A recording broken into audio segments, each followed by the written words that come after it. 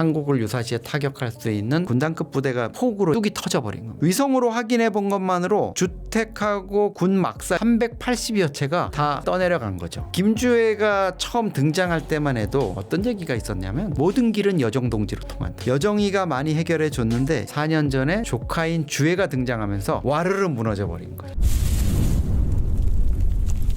그런 상황에서 그 무기들은 어떻게 만드는 거예요? 무슨 돈으로 뭐 핵 추진 잠수함을 만들고 미사일을 만들고 그런 겁니까? 그거는 이제 북한의 경제 시스템에서 네. 일반 주민들의 경제를 하는 이런 민생 경제라든가 이런 국가 경제 시스템이 아니라 네. 그건 완전히 군수 경제를 따로 담당하는 북한의 제2경제위원회에서 관장하는 그거는 전혀 다른 시스템이라고 볼 수 있습니다. 거기는 돈이 있습니까? 그렇죠. 거기에는 북한 해커들이 해외에서 코인 탈취라든가 코인 또 탈취. 국제 전산망에서 탈취하는 예. 자금들이 그쪽 이경제위원회로 들어올 거고요. 예. 또 과거에 미얀마라든가 이런 데다 불법 무기 판매해서 걷어들인 수입들 네. 이런 것들 또 리비아라든가 이런 지역에 북한 의사들이 많이 나가 있거든요. 예. 그 의료 기술을 제공함으로써 받아들이는 서비스. 아프리카 국가에 북한의 만수대창작사 예술가들이 나가가지고 김일성 동상 만들던 그 실력으로 북한 아프리카에 뭐 상징물들 이런 거 만들어주고 버려드리는 돈. 우크라이나 전투병들 파견해가지고 받는 돈들 이런 것들이 다 이경제위원회에 들어가는 거죠. 북한 내부하고는 완전히 분리된 그렇죠. 그런 그러니까 시스템이 또 있군요. 북한의 선박공업부라고 내각의 부서가 있거든요. 네네. 북한이 선박공업을 중시하니까. 네. 근데 이게 뭐 화물선이라든가 이런 거 만드는 걸로 할 때는 내각에 있었는데요. 네. 김정은이 최근에 구축함 만들어라 뭐 군함 만들어라 이러다 네. 보니까 선박공업부가 중요해졌지 않습니까? 네. 그러니까 지난번 노동당 대회 또 최고인민회를 거치면서 이 선박공업부가 제2경제위원회 산하로 옮겨갑니다. 내각으로. 그러니까 자기들이 국가 체제 유지라든가 네. 또 김정은이 얘기하는 중점 사업, 네. 대남 적대라든가 군사력 강화, 핵 미사일 이런 중점적으로 해야 되는 분야는 다 이경제 쪽으로 국가 자산이라든가 시스템을 몰아넣는 거죠. 민생 분야는 사실 북한 입장에서 근근히 먹고 살면 되지. 그건 무슨 그렇게까지 관심이 별로 챙기냐 없구나. 네. 이런 느낌으로 이제 가는 거죠. 네, 그렇군요. 네. 근데 요즘엔 그 위성 사진으로 폭우가 내려서 그게 뭐 북한의 군사력하고 네. 거기 치명타를 가했다 뭐 그런 뉴스들도 나오더라고요. 이건 네, 어떤 7월 얘기입니까? 말인데요. 네. 이게 그 동안에는 이제 북한의 어떤 이런 소식들이 전원으로 전해지 않습니까? 네. 북한의 현지에 있는 사람하고 뭐 통화를 했더니 거기 지금 난리가 났다더라. 요즘에 그 전화가 돼요? 전화는 가능합니다. 전화는 그렇습니까? 가능한 게요. 그 중국에 있는 사람이 전화를 하는 거예요? 아니면 그렇습니다. 한국에 있는 사람도 전화를 해요? 그러니까 이제 북한의 접경 지역에서요. 네. 두만강, 압록강이 있는 접경 지역에서는 중국 핸드폰을 가지고 통화를 하죠. 서울하고. 왜냐하면 밀반입된 중국 전화기가 네. 그 북중 접경 지역에서 통화가 됩니다.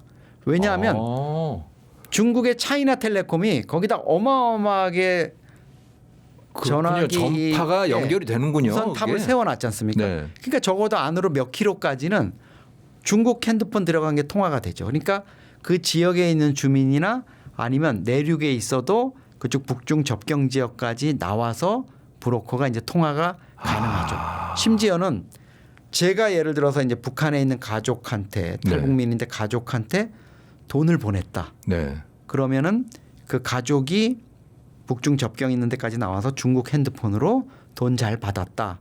잘 지내냐 이렇게 친북 화교라든가 이런 사람들이 많이 하거든요. 그 브로커의 역할을. 그렇군요. 그러니까 화교 중국 국적이니까 북한을 비교적 좀 자유롭게 갈 수 있지 않습니까? 네. 북한이 뭐 단속하거나 이러기가 어려우니까 그렇게 해서 이제 통화를 하는 경우가 있고요. 네. 또 하나는 중국 핸드폰하고 북한 핸드폰을 이제 가지고 북중 간에 통화를 하는 경우도 있긴 있다고 합니다. 그런데 그건 이제 좀 감시를 할 수가 있으니까 그런 게 있고 또 하나의 방법은 속칭 맞대기라는 통화 방법이 있는데요. 네. 북한에 있는 가족하고 남한에 와 있는 탈북민이 통화를 할 수 있는 방법이 있습니다. 여기 있는 사람이 중국에 있는 브로커한테 통화를 하고요. 전화를 걸어서 연결을 해놓고 북한에 있는 사람이 또 그 사람이 가지고 있는 다른 전화기랑 연결을 동시에 합니다. 그리고 핸드폰에 송수화기를 두 개를 네, 딱 이렇게 맞대게 해놓거나 아니면 스피커폰을 틀어놓으면 여기서 중국 핸드폰으로 한 내용이 거기서 들리면서 북한에 있는 우와. 가족이 들을 거 아닙니까? 그러면서 이제 스피커폰으로 말하자면 중국에서 이제 중계를 하는 방식으로 그러니까 어디든지 네. 살 길은 있다. 그건 이제 그렇군요. 돈의 힘이 막 돈의 힘. 네. 네. 예. 근데 이제 이게 위성 사진하고 그 얘기를 하다가 예, 지금 그렇게 그러다 됐는데 보니까 이제 이게 북한의 그 전원을 통해서 오는 정보는 부정확한 게 많았는데요. 네. 이제는 말씀하신 대로 네. 위성으로 들여다보는 겁니다. 네. 그러니까 지난 7월 말에 황해북도 이제 신계라는 곳에서 거기가 북한의 포병 전력이 좀 밀집돼 있거든요. 네네. 그래서 이제 한국을 유사시에 타격할 수 있는 포병 군단들 이 군단급 부대가 밀집해 있는데 산 속에 당연히 군사 기지가 있는데 이게 그 지역에 있는 황당 2호 저수지라는 큰 저수지가 있습니다. 그 상류에 네. 산 쪽에 그게 폭우로 이제 뚝이 터져버린 겁니다. 아이고. 북한이 그런 뚝 쌓는 거 이런 거 막 군인들 동원해서 그냥 마대로 쌓고 이러다 보니까 그래서 위성으로 확인해 본 것만으로 주택하고 군 막사 이런 게 380여 채가 그냥 다 쓸려 내려간 거네. 떠내려간 거죠. 그리고 그 산사태라든가 이런 걸로 또 매몰이 되는 게 많고요. 예. 그러다 보니까 엄청난 인명 피해가 났을 거다 이런 얘기들이 나오고 있습니다. 그런 사연이군요. 네, 아이고, 북한 매체는 뭐 참. 당연히 이런 내용 보도를 안 하죠. 예, 참 안타깝네. 그래도 이제는 뭐 그렇게 위성 사진을 아무데나 주문해서 돈만 있으면 그냥 다 알 수 있는 거네요. 그렇습니다. 그러다 보니까 이제 북한이 의도하지 않게 솔직해집니다. 북한이 작년 봄에도 네. 북한이 그 청진항에서 네. 구축함 5,000톤급 신형 구축함 진수하다가 자빠졌지 않습니까? 그랬었죠. 네. 네. 청진항 거기서 이제 잘못돼가지고 자빠져가지고 못 쓰게 된 거 억지로 해가지고 지금 띄워는 놨습니다만 그 배가 쓰러졌으면 예전 같으면 그냥 은폐를 했겠죠. 네. 근데 북한도 아는 겁니다. 위성으로 다 들여다보고 있다는 거. 그러니까 뭐 자진해서 발표하는군요. 그렇죠. 예. 과거 같으면 한미 군사 정찰 위성이라든가 이런 게 보면은 네. 흘러나오지 않을 가능성도 있습니다. 왜냐하면 군사 한미 기밀이니까 정보당국 서로? 입장에서는 네. 우리의 군사 첩보 능력이 노출될 수 있으니까 안 하는데 아하. 이제는 민간 위성들이 다 그거 진수하고 이상한 지구 있다는 소문이 들리면 네. 찍거든요. 예. 찍는데 진수식한다 이러면 이상하니까 찍었는데 보니까 배는 쓰러져 있지. 뭐 퍼런 걸로 이렇게 위장한다고 덮었는데 네. 5,000톤급 구축함을 어떻게 덮습니까? 그러게요. 그러다 보니까 북한이 즉각 인정하고 김정은이가 뭐 빨리 조치해라, 뭐 엄벌해라 이런 것까지 해서 아주 요즘 솔직해지고 있습니다. 솔직해질 수밖에 없는 상황이군요. 다 들여다볼 수 있으니까. 아주 강요된 그 솔직함이 지금 아주 나오고 재밌네요. 있습니다. 자, 이번에는 그 김정은 후계 이야기를 좀 해봤으면 좋겠어요. 네. 여성들이 아주 북한에 잘 나가는 것 같아요. 김주애도 그렇고 김여정도 그렇고 네. 그런데 요즘 김여정 상황은 어떻습니까? 김여정은 지금 노동당 총무부장이라는 자리에 올라갔습니다. 네네. 선전선동부 부부장에서 부장이 됐으니까 우리로 말하면 이제 차관에서 네.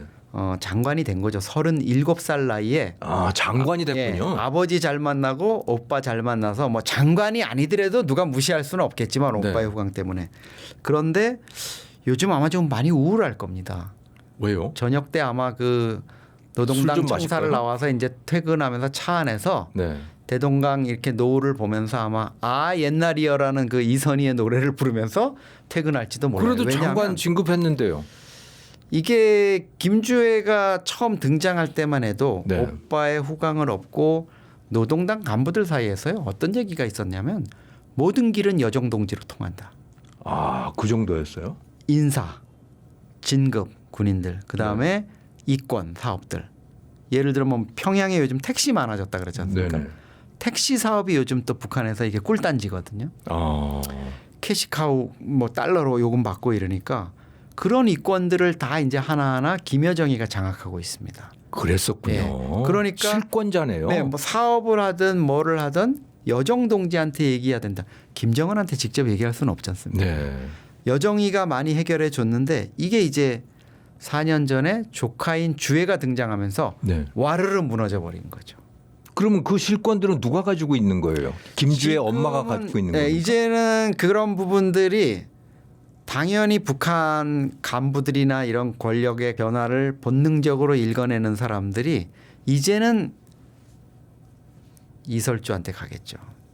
김주애를 뒤에서 오락가락하면서 다 지휘할 수 있고 김정은에 대한 영향력도 사실은 크잖아요.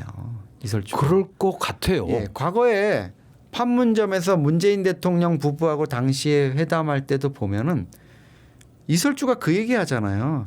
아, 이께서 그 담배 피지 말라고 맨날 내가 얘기를 하는데도 말을 안 듣는다. 이게 그런 뭐냐면, 소리를 했어요? 네.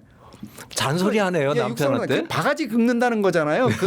북한에서 상상을 할 수 없는 일이고 상상이 안 되는데. 이게 김정일 국방위원장 김정은의 아버지 시절만 해도요. 네. 상상을 못합니다. 그때 감히 어떻게 여자가 김정은의 엄마인 고용희가 이제 김정일 위원장하고 28년을 같이 살았잖아요. 그랬겠어요? 네. 고용희가 김정일의 생일 잔치에 네. 충성 맹세문을 읽습니다.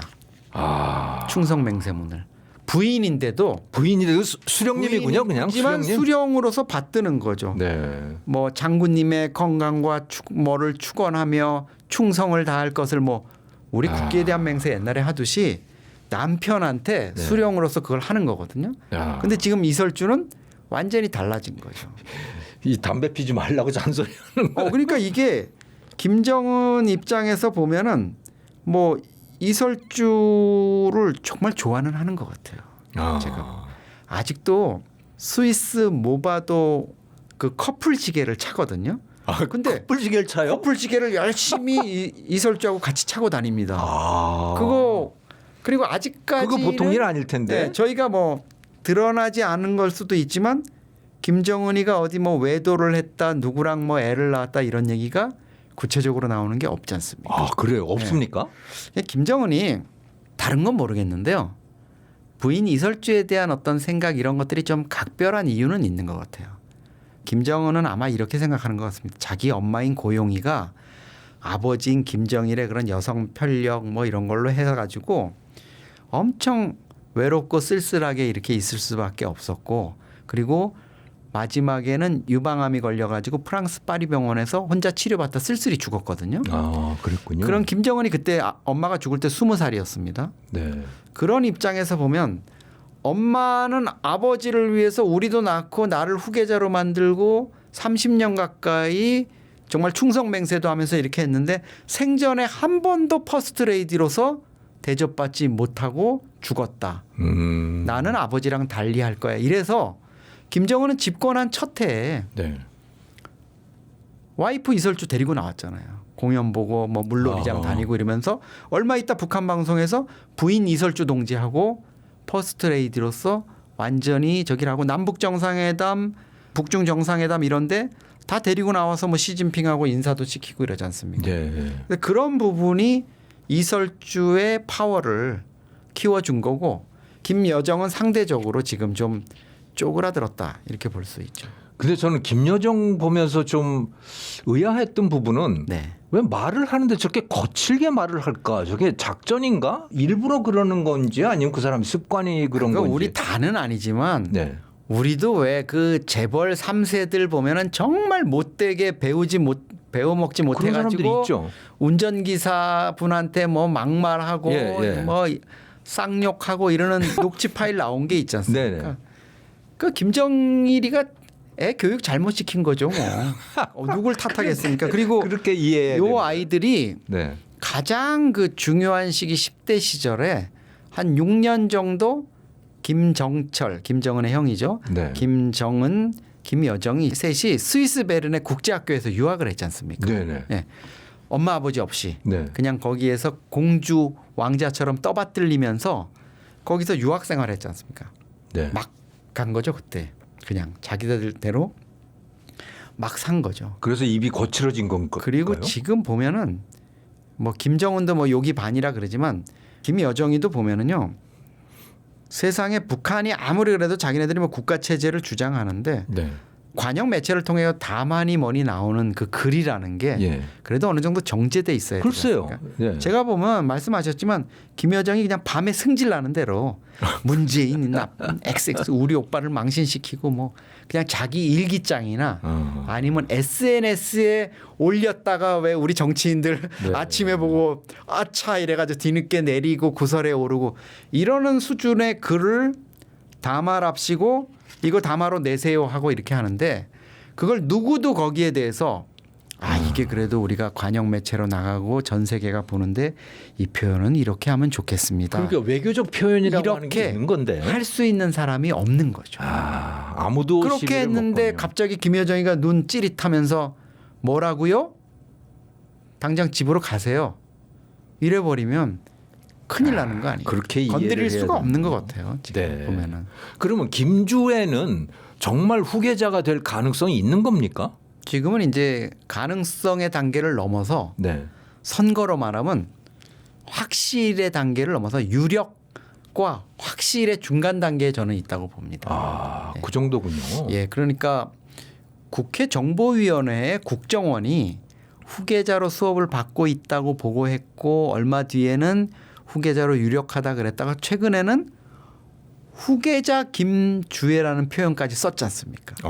그러면 이종석 국정원장이 그래도 평생을 북한 연구를 해온 사람이고요. 북한 네. 체제를. 국회 정보위라는 데가 어디입니까? 국정원 입장에서 유일하게 벌벌벌 떠는 데 아닙니까? 네. 자기네들 예산이라든가 이런 줄 쥐어놓고.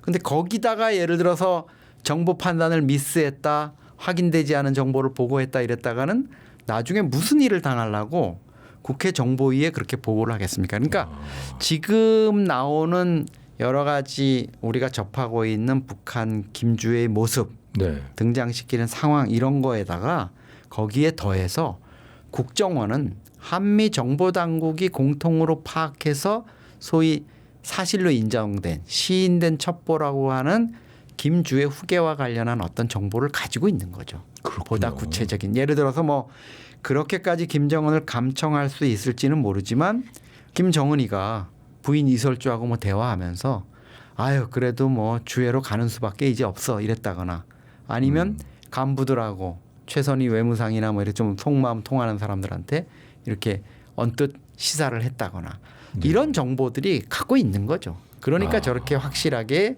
얘기를 할 수 있는 겁니다. 그럼 김주애가 한다는 거는 이제 김정은의 유고 시에 네. 이설주가 한다는 거하고 비슷하게 되겠네요. 아 그렇습니다. 이 아이가 지금 당장이나 아니면 수년 내 적어도 네. 20살 이전에 20살이 되면 이제 노동당에 뭐 직책을 주거나 이렇게 해가지고 후계자로 공식화할 수 있을 텐데 네. 그게 안 되는 내정 단계에서 만약에 문제가 생긴다 이러면 네. 그거는 이설주가 권한을 쥐고 움직일 수가 있죠. 그 이설주 그룹이라는 게 또 있을 겁니다 아마. 어허. 그런 그룹이 있을 거고 그 과정에서 가장 장애가 되는 게 역시 김여정이겠죠. 네. 김여정은 그동안에 이제 소위 말하는 네. 국정 관여의 폭을 넓혀왔고 자기 사람들도 많을 텐데 돌아가는 거 김여정. 다 알고 네. 김여정의 남편이 또 노동당의 핵심 지위에 있다. 군 정치국의 핵심 간부다 이런 얘기가 있지 않습니까? 네. 그게 말하자면 장성택인 거예요. 김여정의 남편이 어떻게 보면 김정은에게 있어서는. 김정은에게 네. 또 김주애에게도 그렇겠군요. 그렇죠. 그런 영향력이 있기 때문에 이설주라든가 김주애 입장에서는 그쪽이 가장 경계가 될 거고요. 네. 그 부분을 누구보다도 잘 아는 게 김정은이겠죠. 그렇기 때문에 지금부터 아마 계속 김여정의 권력을 좀 이렇게 제한하고 억제하고 컨트롤할 수 있게 그런 것들을 써 나갈 거고요. 노동당 총무부장이라고 해서 뭐 직책을 주고 이런 거 할 겁니다. 네. 김여정이 여기저기 뭐 이권 챙겨 먹고 이런 거 어느 정도 인정할 겁니다. 그런데 김정은 입장에서는 너 내가 다 그래. 오빠가 너 먹고 사는 거는 걱정 없게 해줄게. 권세 누리고 싶으면 누려. 근데 딱 하나. 내가 우리 딸 주애한테 권력을 넘겨주는 거. 소위 말하는 북한식 표현으로 혁명 과업을 완수할 수 있는 바톤을 넘겨주는 이 작업에 너가 개입하거나 방해하거나 장애물이 된다? 그거는 내가 용서할 수 없다. 아하. 그런 메시지는 아마 분명하게 보내지 않았을까 이런 생각이 듭니다. 그래서 김주애가 가면 김여정이 비켜서고 하는 그렇죠. 그런 제스처까지 나오는. 그거는 분명하게 이제 네. 이 혁명의 후계자, 우리 가업의 앞으로 계승자, 네. 그리고 쉽게 말하면 대주주들은 많이 있는데 네. 최대 지배주주는 김정은이고 그 후계는 김주애가 될 거라는 거. 이런 거를 그 대주주 그룹 권력을 네. 떠받치고 있는 그룹에다가 이제 사실상 공표를 한 셈이나 마찬가지입니다. 그럼 김한솔 이야기가 자꾸 나오는 거는 그냥 주변에서 대한민국이나 이런 데서 쓸데없이 그냥 하는 소린가요? 일단 김정남 흥미로운 아들. 요소지 않습니까? 네네. 예. 꼭 주말 드라마, 뭐 일일 드라마 뭐 이런 거 같아요. 김일성과 김정일의 장남으로서 김정남의 소생이니까 네. 어쨌든 장자 적통 계승으로 보면 김한솔이가 맞는 거죠. 예. 그런데 김정은이 막내 아들인 김정은이 이복형인 김정남을 죽이고 네. 권력을 차지했는데 네.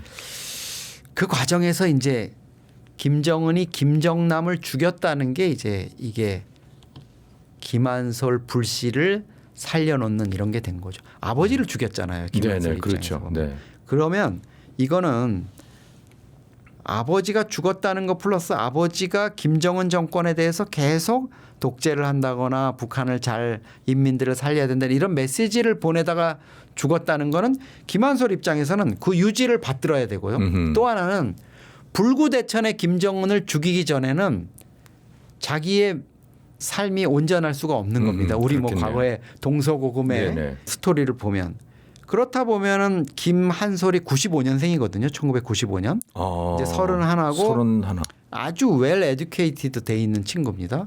그 지금 중국에 있습니까? 아닙니다. 북한에 지금은 어디 있는지 공식적으로는 파악이 안 되죠. 아, 모르는 저도 김한솔을 좀 취재를 하려고 추적을 하는데 안 됩니다. 근데 네. 10년 가까이 이렇게 추적이 안 된다는 거는 미국 CIA가 보호하고 있는 거죠. 아. 그 가능성뿐이 없죠. 사실은 2017년에 아버지가 쿠알라룸푸르 공항에서 북한 공작원에서 암살을 당했을 때 긴급 피난을 했지 않습니까? 예. 그런데 그게 긴급 피난을 도와준 게 천리만 민방이라는 반북 국제 단체입니다. 아하. 거기서 구해줬다는 걸 메시지를 한번 공개적으로 알린 뒤로 김한솔이가 사라졌거든요. 그러면 그 천리만 민방위랑 연계된 CIA가 데리고 있다는 건데 CIA가 왜 데리고 있겠습니까? 효용이 아직은 끝나지 않았다는 거죠. 그러니까 북한에 지금, 무슨 문제가 생기면 예, 지금으로서는 뭐 그렇게 돼서는 안 되겠지만 김주애가 4대 세습자로 가는 이런 루트를 지금 잡아놓고 있지만 만약에 김정은 권력이 붕괴하는 순간 네. 아니면 북한 체제가 완전히 무너지진 않고 김정은 권력이 축출되고 북한의 군부 집단 체제라든가 네. 아니면 미국이 밑에서 배후 조종을 하는 어떤 정권이 들어선다. 이렇게 된다면 김한솔 북한이 이제 3대 세습 체제에 쩌들어 있고 거기에 익숙해져 있는 북한 주민들 엘리트들을 이끌어갈 하나의 상징적인 구심체로 김한솔이 등장할 수 있지 않나 이런 가설인 거죠. 아, 네. 그렇군요. 쉽지는 않을 겁니다. 그래서 자꾸 이야기들이 떠돌아다니고 네, 있는 그렇지만 거군요. 이제 김한솔의 그런 기구한 운명이라든가 이런 것들을 네. 보면 재미있지 않습니까? 그러니까 계속 등장을 예. 합니다. 주기적으로. 맞습니다. 아이고 오늘 센터장님 모시고 정말 재밌었습니다. 정말 북한에 대해서 또 세상 돌아가는 일에 대해서 사실의 팩트에 근거한 아주 흥미진진한 이야기들 들려주셔서 감사합니다. 네, 고맙습니다. 네, 다음에 또 모시고 싶습니다. 네, 감사합니다. 네, 여러분 시청해 주셔서 감사합니다. 또 찾아뵙겠습니다.